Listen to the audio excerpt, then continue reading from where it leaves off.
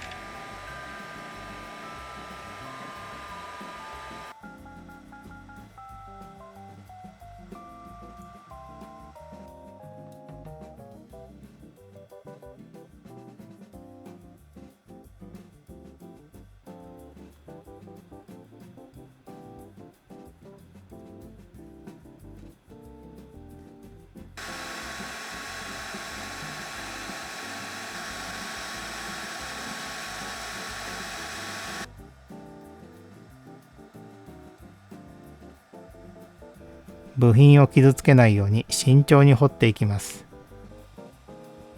オペアンプが見えてきました。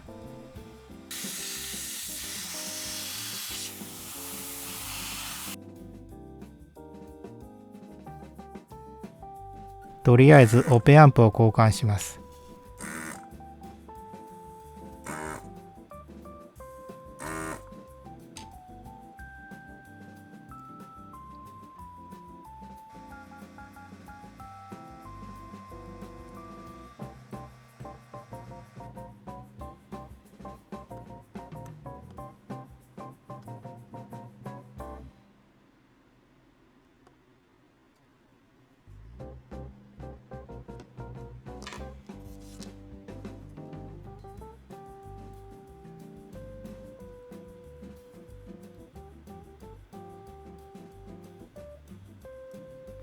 断線したパターンを補修します。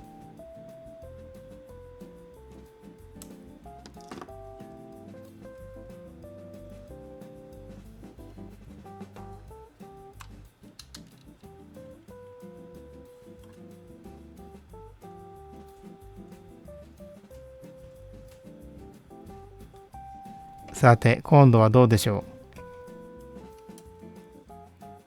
う。ダメですね。治りません。これ以上の追求は難しいので、ここで打ち切ります。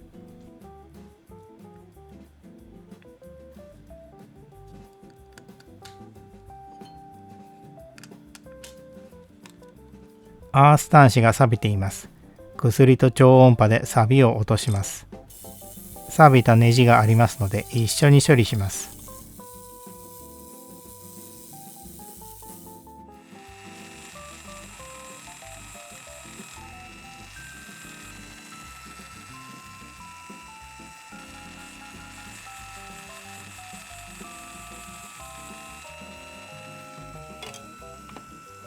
アルミのつまみを洗浄します。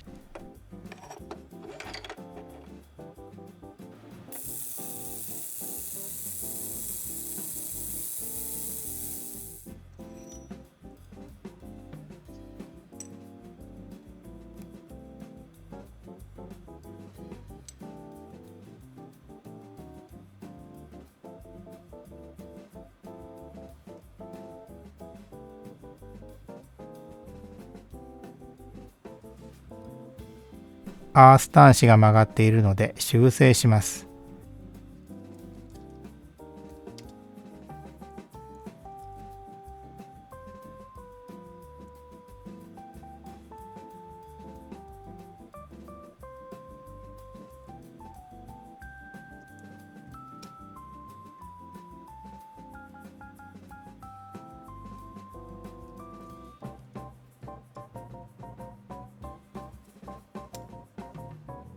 端子の錆を磨いて専用オイルで仕上げます。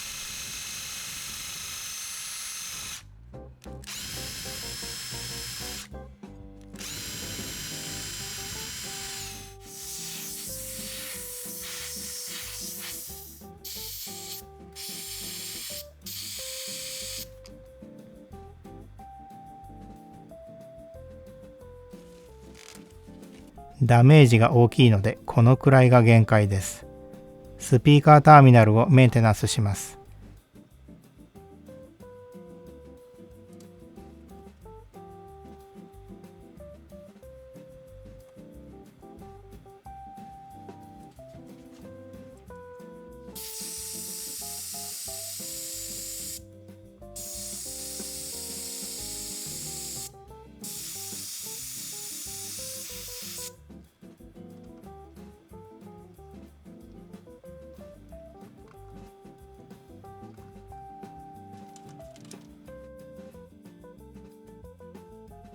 ヘッドホン端子をメンテナンスします。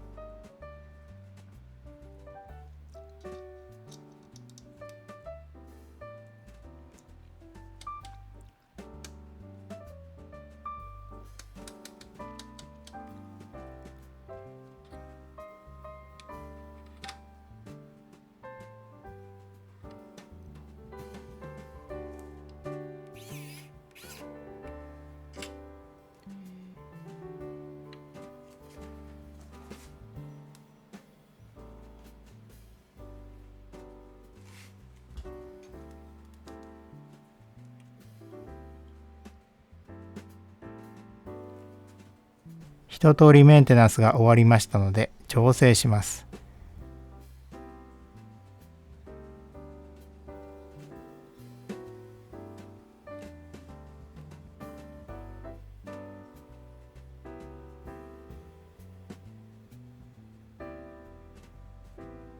永久モードはかなりの発熱ですが80度です。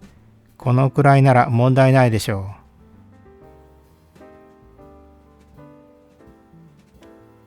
液漏れしたコンデンサのあたりが50度近くあります。液漏れは熱が原因だったようです。発熱の大きい部品のハンダが怪しいので打ち直します。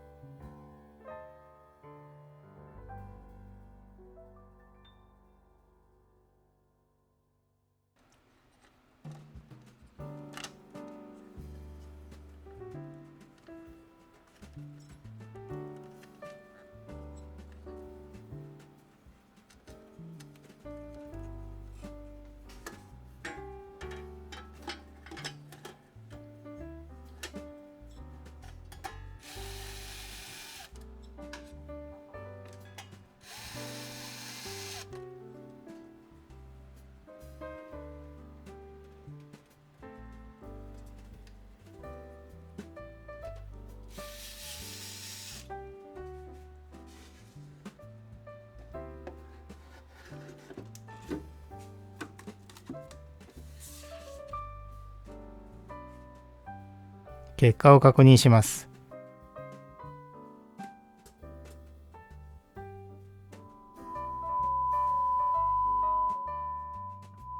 ボリュームのガリは完全に治っています。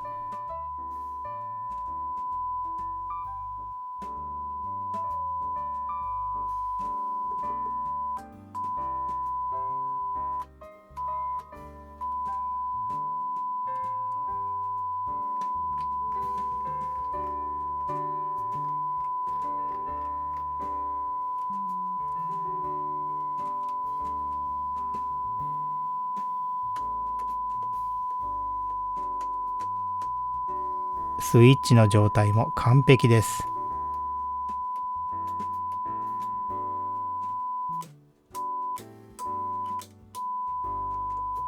これで元の状態を復元できました。メーターの回路モジュールが故障していました。これはよく見られる故障のようです。モジュールの電源を作るコンデンサがダメになっていました。これが故障と関係あるかもしれません。モールドされた部品の修理は厄介です。ジャンクから部品取りして交換するしかなさそうです。このアンプは発売から48年になりますが、メーター以外の状態は良さそうです。次回はこのアンプを測定して48年前の性能を把握します。